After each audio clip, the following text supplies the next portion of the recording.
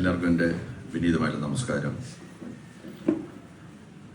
നമ്മുടെ ഈ പ്രദേശത്ത് ഇങ്ങനൊരു സംഗീത വിദ്യാലയം എല്ലാ വിഭാഗത്തിൽപ്പെട്ടിട്ടുള്ള മനുഷ്യർക്കുമായിട്ട് രൂപപ്പെടുന്നു എന്നുള്ളത് ആഹ്ലാദകരമായിട്ടുള്ള ഒരു അനുഭവമാണ്.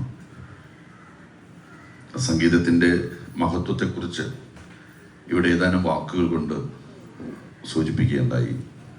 മനുഷ്യനെ സന്തോഷിപ്പിക്കാനും അവൻ്റെ ദുഃഖങ്ങളിൽ അവനെ സാന്ത്വനിപ്പിക്കാനും അവനെ ആവേശം കൊള്ളിക്കാനും ഒക്കെ കഴിയുന്നതാണ് സംഗീതം എന്നുള്ളത്.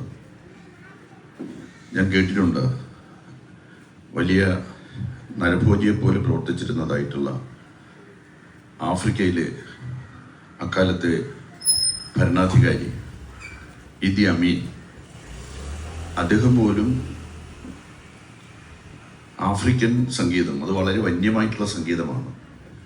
അർദ്ധരാത്രിയുടെ യാമങ്ങളിൽ അദ്ദേഹത്തിൻ്റെ മനസ്സിനെ സാന്ത്വനിപ്പിക്കുന്നതിന് വേണ്ടിയിട്ട് സംഗീതം ആസ്വദിക്കുമായിരുന്നു എന്ന് കേട്ടിട്ടുണ്ട്. അദ്ദേഹത്തിൻ്റെ രൂപവും ഭാവവും രീതിയും പ്രവൃത്തിയുമെല്ലാം നമുക്ക് മനസ്സിലാക്കാൻ സാധിക്കുന്നതാണ്. പക്ഷേ അദ്ദേഹം പോലും സംഗീതത്തെ ഉപാസിച്ചിരുന്നു എന്നുള്ളത് കേൾക്കുമ്പോൾ നമുക്ക് സംഗീതത്തിൻ്റെ അലൗകികമായിട്ടുള്ള അനുഭൂതി ഒരു വ്യക്തിയുടെ ജീവിതത്തെ എങ്ങനെ സ്വാധീനിക്കുന്നു എന്ന് മനസ്സിലാക്കാനായിട്ട് പ്രയാസം ഉണ്ടാവില്ല.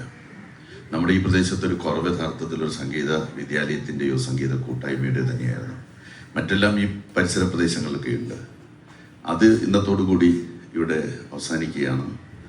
നിശ്ചയമായിട്ടും നമ്മുടെ മനോഹരമായിട്ടുള്ള വളരെ സുന്ദരമായിട്ടുള്ള സംഗീത പ്രേമികൾക്ക് മനസ്സറിഞ്ഞ് പാട്ടുപാടാനും പഠിക്കാനും സംഗീതത്തിൽ ഒത്തിരി ആഴങ്ങളിലേക്ക് സഞ്ചരിക്കാനും ഒക്കെ സഹായകരമാകുന്ന ഒരു അന്തരീക്ഷം പ്രദാനം ചെയ്യുന്ന ഈ സംഗീത വിദ്യാലയം ഉത്തരോത്തരം വളരട്ടെ, അഭിവൃദ്ധി പ്രാപിക്കട്ടെ എന്ന ആശംസയോടുകൂടി ഇന്ന് ഇത് ഉദ്ഘാടനം ചെയ്യാൻ സർവ്വതാ യോഗ്യനെന്ന് പറയുന്നത് നമ്മുടെ വിദ്യാധരൻ മാസ്റ്റർ തന്നെയാണ്.